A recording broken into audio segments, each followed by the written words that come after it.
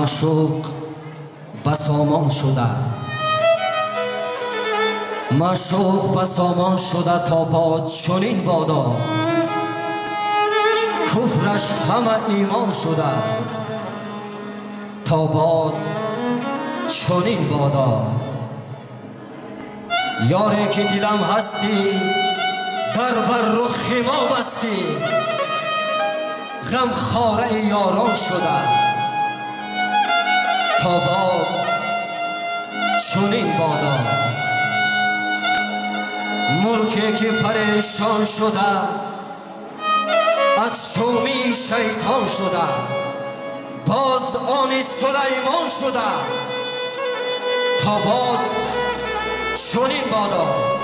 حالا دوستان عزیز فرصتی ها رسید که داماد عروسی نازنین را به این صحنه زیبایی عاشقانه دعوت نماییم. شاه می آید،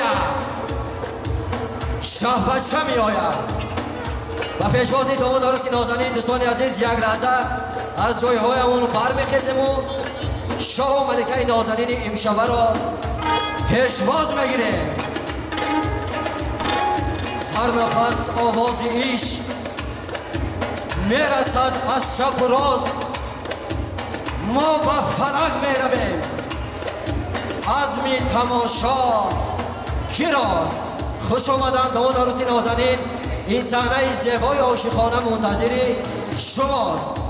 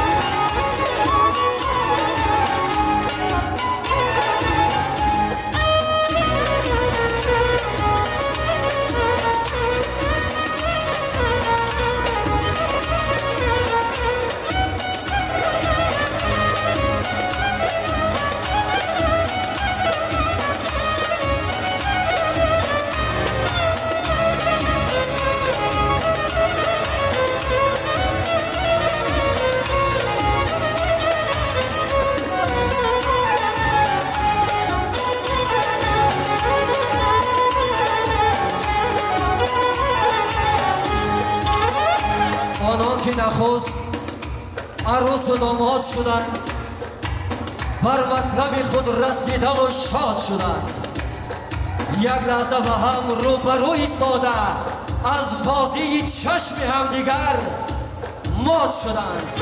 مبارک شاد این لحظه شادی و این لحظه فراغت.